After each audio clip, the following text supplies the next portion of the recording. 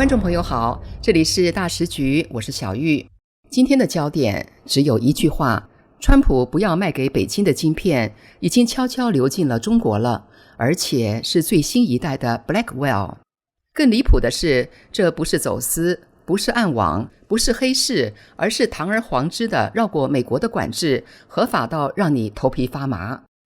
就在印尼一栋没有窗的高楼里，2300枚英伟达顶级 AI 晶片已经装在伺服器，准备替一家上海 AI 公司服务。没错，川普刚公开说不希望再卖晶片给中国，结果中国公司已经把设备收到家门口。这还只是第一幕。第二幕，美国企业做了北京最不想看到的决定，不是观望，不是备份，是撤离中国，永久性。沙发巨头、零售供应链、科技公司排队搬去越南、印度，机器停了，工人走了，新厂空着，整个外企中国供应链正在掏空式的离场。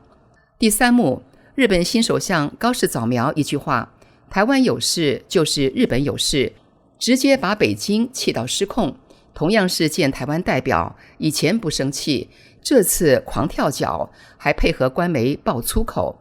为什么呢？因为中共知道他正在同时输掉晶片竞赛、供应链战、国际舆论战。今天这一集，我们就把3条线：晶片偷渡、供应链逃跑、中日外交暴雷串起来，让你看懂一个残酷的真相：中美冷战早就开打，而北京正在3线同时失血。华尔街日报11月13号报道，美国总统川普本月早些时候明确表示，他不希望英伟达向中国出售其最先进的 AI 晶片，但在印尼首都一栋高大的无窗建筑内，约2300枚此类晶片已经准备好为一家中国 AI 公司服务。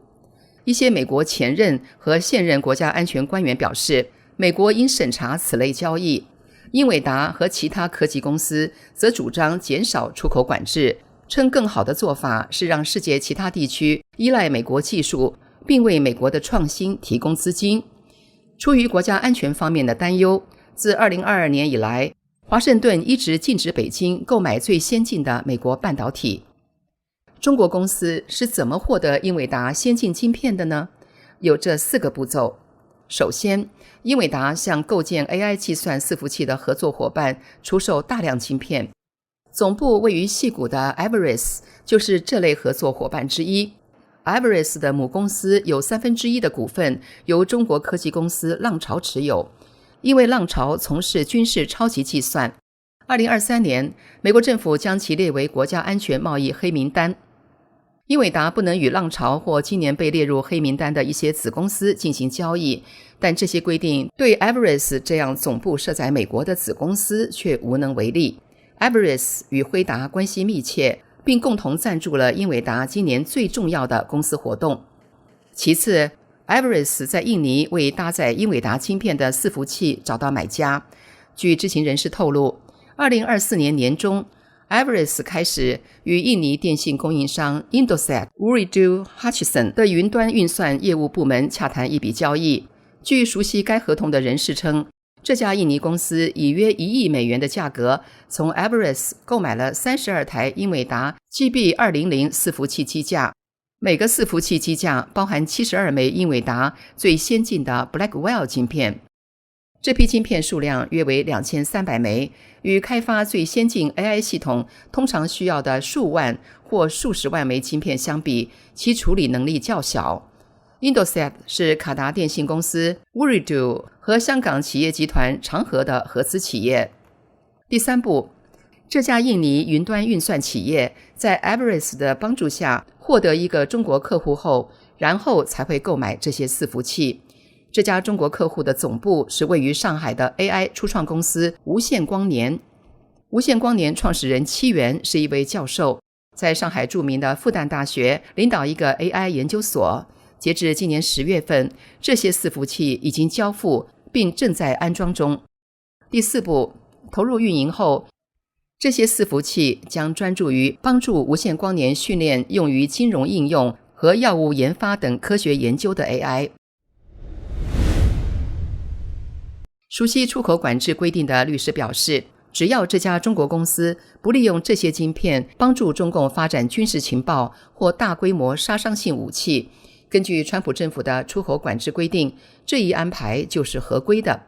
尽管如此，对于那些主张加强技术管控的人士来说，此类安排引发了担忧。他们表示，中国公司即使目前只有商业项目，也可能通过北京的军民融合战略被招募来帮助中共军方。美中正在展开一场 AI 竞赛，这项技术可以带来军事和经济优势。美国的优势在于全球顶尖的 AI 晶片公司英伟达总部位于加州。英伟达首席执行官黄仁勋最近表示，由于美国的出口限制，英伟达在中国的市场份额已经从 95% 降至0%，但中国公司和组织仍在使用英伟达的产品。对此，斯坦福大学中国经济与制度研究中心高级研究员许成刚教授认为，黄仁勋正是商业利益驱动的一个例证，这在战略上一定会损害民主阵营的最基本利益。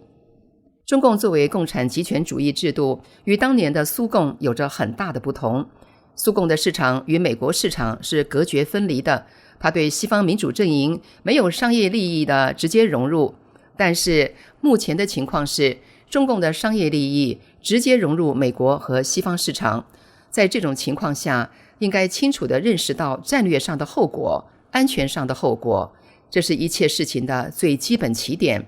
如果纵容中共在产业链里不断的扩张再扩张，它就会一直扩大到让美国和西方的生产垮台，因为它可以赔本，它为了战略目的可以赔本，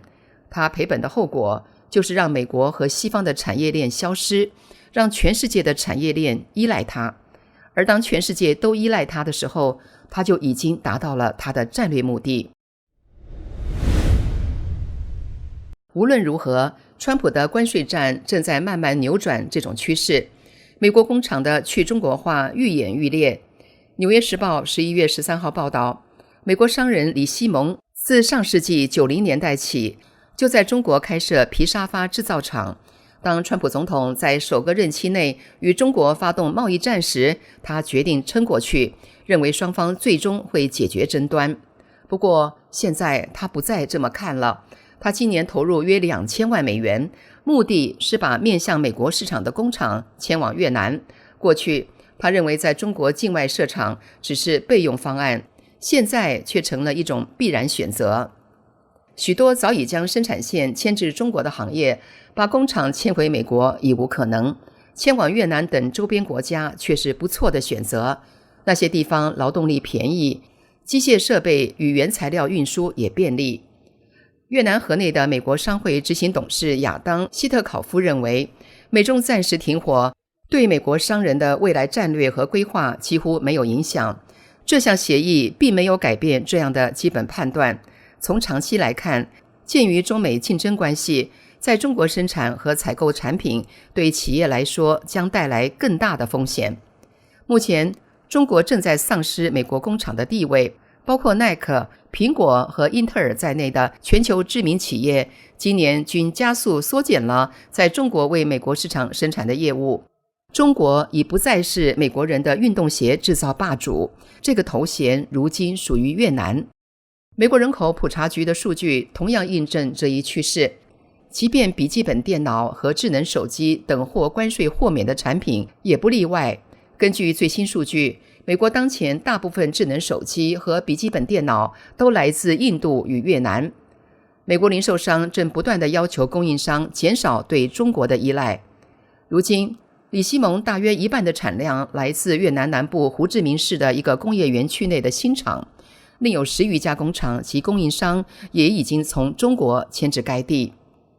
在中国，李希蒙为美国市场在上海郊外新建的工厂如今几乎空置，成排的蓝色和黄色金属货架空荡荡的，一台可以组装沙发木架的新机器人在那静止不动。约500名曾经忙碌在生产线上的中国工人，在今年遭到解雇后已经尽数离去。美国财政部长贝森特指出，美国并不寻求与中国脱钩，这句话可能是说给北京听的，毕竟中共控制着稀土资源，美国自身供应链的建立还需要一些时间。此外，中美之间实际上已经是处在冷战之中了。中共正以举全国之力赢得 AI 竞赛。中共党魁习近平把2030年成为世界 AI 领导者作为攻坚目标。这场不断升级的 AI 竞赛正被拿来与冷战以及该时期特有的大型科技对抗相提并论，而这场竞争的重要性与当年的对抗恐怕还要剧烈。中共一项新的举国计划正在推进，目标是加速在内蒙古等地建设算力集群，当地有着大型风电与光伏电厂，可提供充足且低廉的能源。计划还将把数百个数据中心互联，力争到2028年前打造一个共享算力池，有人称之为国家云。为支持 AI 的训练与应用，中共也在向电网投入数千亿美元规模的资金。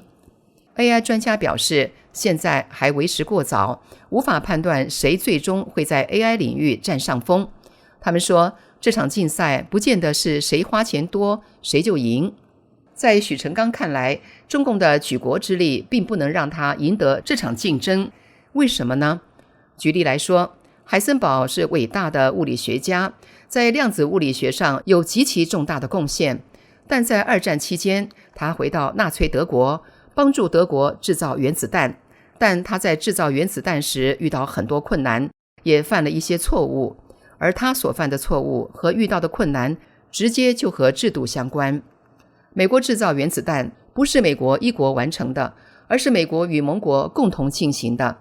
当时美国的原子弹计划中有大量的英国科学家参与，没有英国科学家的加入，美国造不出原子弹。而海森堡在德国制造原子弹就是自力更生，以举国之力制造，而美国不是举国之力，而是举民主制度之力，差别就在这里。中共的集权制度与西方发生冲突的根源，所以我们看到，中共不仅与美国交恶，与日本更发生了剧烈的外交冲突。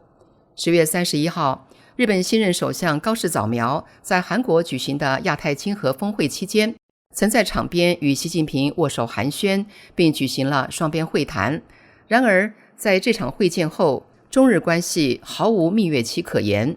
11月13号，精通中国事务的日本资深媒体人中泽克二在日经亚洲撰文指出，